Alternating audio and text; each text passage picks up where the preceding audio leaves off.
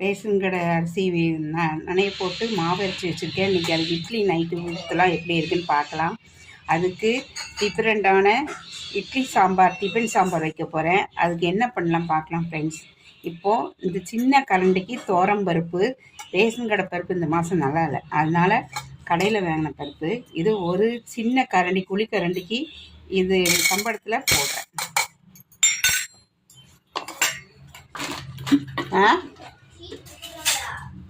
சீனியா friends, ஒரு குழிக்கரண்டிக்கு பருப்பு எடுத்து வாஷ் பண்ணிட்டு வந்திருக்கேன். இதில் 3 வரமிளகாய் இதில் போட்டுக்கலாம். போட்டு இதில் தண்ணி ஊற்றலாம். இது நைட்டுக்கு தான் நம்ம டிஃபன் சாம்பார் வைக்க போகிறோம். அது தனியும் இந்த மிளகாயும் இந்த ஒரு சின்ன குழிக்கரண்டிக்கு பருப்பு வாஷ் பண்ணி போட்டிருக்கிறேன். இது ரெண்டும் தண்ணி ஊற்றி ஊற வச்சுருக்கிறேன். அப்புறம் சாம்பார் எப்படி வைக்கலாம் பார்க்கலாம் ஃப்ரெண்ட்ஸ். இப்போ நமக்கு ஒரு கடாய் வச்சுருக்கோம். அதில் 2 ஸ்பூன் எண்ணெய் ஊற்றிருக்கிறேன். இதில் பெரிய வெங்காயம் 2, சின்ன வெங்காயம் ஒரு 10, 2 கருவேப்பிலை, 2 பச்சை மிளகாய், 2 தக்காளி இதெல்லாம் வெட்டி வச்சுருக்கேன் ஃப்ரெண்ட்ஸ். இப்போ இட்லிக்கு நம்ம டிஃப்ரெண்ட்டாக நம்ம டிஃபன் சாம்பார் செய்ய போகிறோம். அது எப்படி பண்ணலாம் பார்க்கலாம் ஃப்ரெண்ட்ஸ். இப்போது நம்ம இதில் கொஞ்சம் கடுகு ஆட் பண்ணிக்கிறோம்.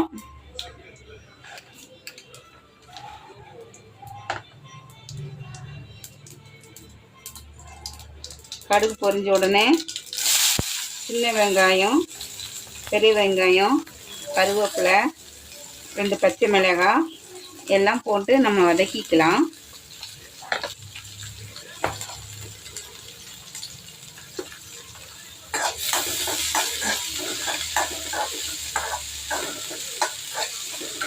கொஞ்சம் வதங்கிடுச்சு.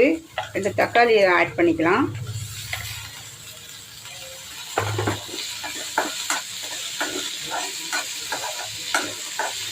இப்போது 4 பேர் சாப்பிட்ற மாதிரி இப்போ சாம்பார் வைக்க போகிறேன் ஃப்ரெண்ட்ஸ்.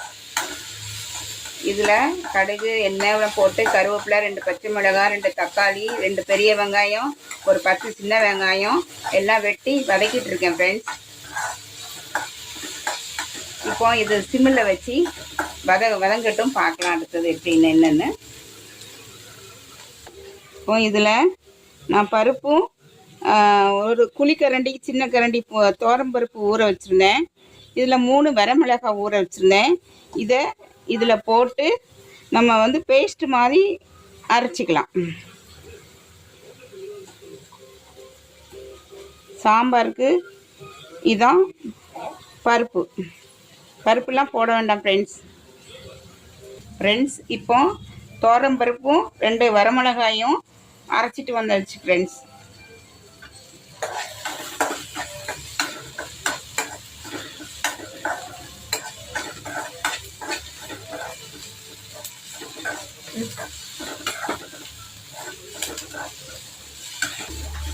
இப்போ வதங்கிருச்சு. இப்போ கொஞ்சம் புளி தண்ணி, இந்த தேவைக்கு தக்கன நம்ம புளி தண்ணி சேர்த்துக்கலாம். ஏன்னா 2 தக்காளி போட்டிருக்கோமா, அதனால தேவைக்கு தக்கன நம்ம புளி சேர்த்துக்கலாம். ரொம்ப புளிப்ப வேண்டாம்.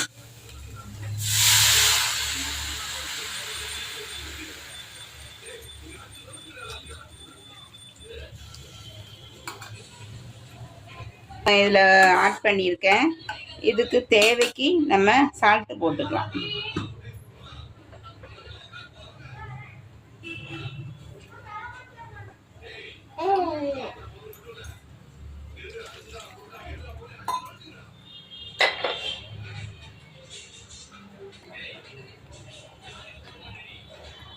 ஃப்ரெண்ட்ஸ், இதில் மஞ்சப்பொடி போட்டுக்கலாம்.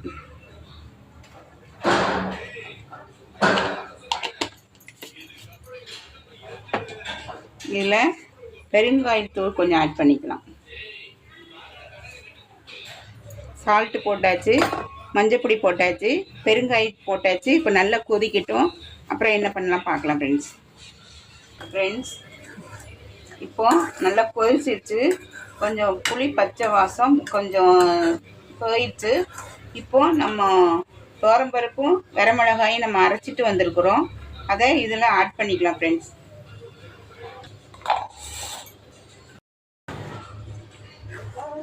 ஃப்ரெண்ட்ஸ், இது வந்து நம்ம அரைச்சி பேஸ்ட்டு ஊற்றிருக்கனால கட்டியாக ஆயிரும். அதனால் தண்ணி ஆட் பண்ணணும். நல்லா தேவைக்கு தக்கன தண்ணி ஆட் பண்ணிக்கலாம்.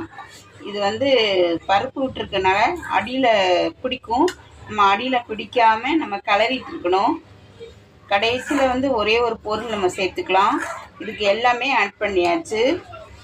சால்ட்டு, பெருங்காயம், மஞ்சள்தூள் எல்லாம் போட்டாச்சு ஃப்ரெண்ட்ஸ்.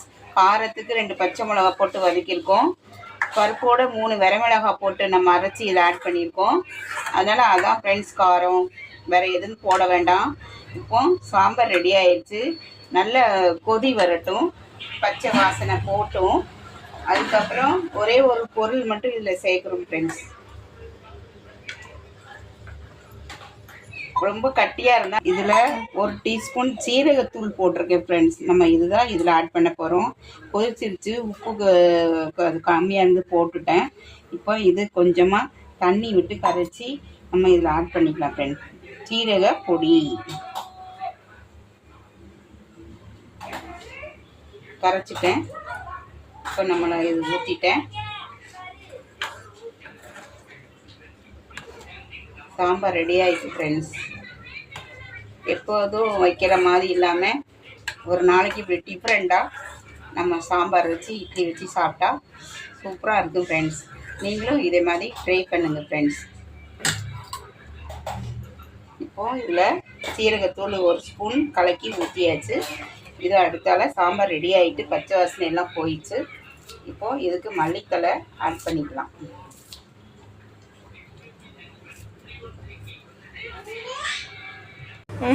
ஃப்ரெண்ட்ஸ், சீரகப்பொடி 1 ஸ்பூன் தண்ணி விட்டு கலக்கி இதில் ஊற்றிட்டேன். இதெல்லாம் கொஞ்சம் காரமாக இருக்கிற மாதிரி இருக்குது எங்களுக்கு. அதனால் கொஞ்சம் நெய் விட்டுக்கிறேன் ஃப்ரெண்ட்ஸ். நெய் விட்டால் கூட கொஞ்சம் சுவையாக தான் இருக்கும். நெய் 1 ஸ்பூன் விட்டுருக்கேன். 1/4 டீஸ்பூன் கரும்பு சர்க்கரை சேர்த்துக்கிறேன் ஃப்ரெண்ட்ஸ். 1/4 டீஸ்பூன் கரும்பு சர்க்கரை. அவ்வளோதான் ஃப்ரெண்ட்ஸ் இந்த சாம்பாருக்கு. இப்போ ஹோட்டல் சாம்பார் மாதிரி நல்லாயிருக்கும் ஃப்ரெண்ட்ஸ். துவரம்பருப்பு ஒரு சின்ன குழிக்கரண்டிக்கு தான் எடுத்தேன். 3 வரமிளகா 2 ஊற வச்சு நல்லா பேஸ்ட் மாதிரி அரைச்சிக்கணும். சின்ன வெங்காயம், பெரிய வெங்காயம், கடுகு, கருவேப்பிலை, 2 பச்சை மிளகாய் எல்லாம் போட்டு வதக்கிக்கணும். அப்புறம் தக்காளி போட்டு வதக்கிக்கணும். அப்புறம் புளி கரைச்சி தேவைக்கு புளி கரைச்சி நம்ம ஊற்றிக்கணும். அப்புறம் அந்த பேஸ்ட் அரைச்சி இதில் போடணும். போட்டு தண்ணி, சால்ட்டு, பெருங்காயம், மஞ்சப்பொடி எல்லாம் போட்டு நல்லா கொதிக்க விடணும். இந்த பச்சை வாசனை போகணும் ஃப்ரெண்ட்ஸ். அதுக்கப்புறம் நம்ம மல்லித்தழை போட்டுக்கலாம். சீரகப்பொடி 1 ஸ்பூன் கலக்கி ஊற்றிருக்கிறேன். நெய் விட்டுருக்குறேன். கடைசியில் கரும்பு சர்க்கரை கொஞ்சமாக போட்டிருக்கேன். அவ்வளோதான் ஃப்ரெண்ட்ஸ். நல்ல மணமாக இருக்குது. இப்போ அடுத்தால ரேஷன் அரிசி அரைச்சி மாவு அரைச்சேன்ல, அது நம்ம இட்லி இப்போ ஊற்ற போகிறேன். அது எப்படி இருக்குன்னு பார்க்கலாம் ஃப்ரெண்ட்ஸ். Okay friends.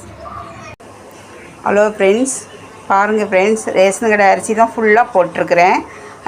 நல்ல அழகாக பூ மாதிரி நல்ல குஷ்பு இட்லி மாதிரி நல்ல அழகாக வந்திருக்கு பாருங்கள் ஃப்ரெண்ட்ஸ். நல்ல சாஃப்டாக, எங்களுக்கு இந்த மாதிரி சாஃப்டாக இருந்தால் தான் பிடிக்கும். பந்து மாதிரி இருந்தாலும் எங்களுக்கு பிடிக்காது ஃப்ரெண்ட்ஸ். நல்ல சாஃப்டாக இருக்குது. இது நல்ல அரிசிக்கும் ரேஷன் கடை அரிசிக்கும் வித்தியாசமே இல்லை ஃப்ரெண்ட்ஸ். இதே மாதிரி நீங்களும் நல்லா வாஷ் பண்ணி நல்லா நீட்டாக அரைச்சி இந்த மாதிரி பண்ணால் இட்லியும் நல்ல பூ மாதிரி நல்லா அழகாக இருக்கும் ஃப்ரெண்ட்ஸ். இப்போ என் பேத்தி சாப்பிட போகிறாங்க. சாம்பார் இட்லி எப்படி இருக்குன்னு சொல்லுவாங்க ஃப்ரெண்ட்ஸ்.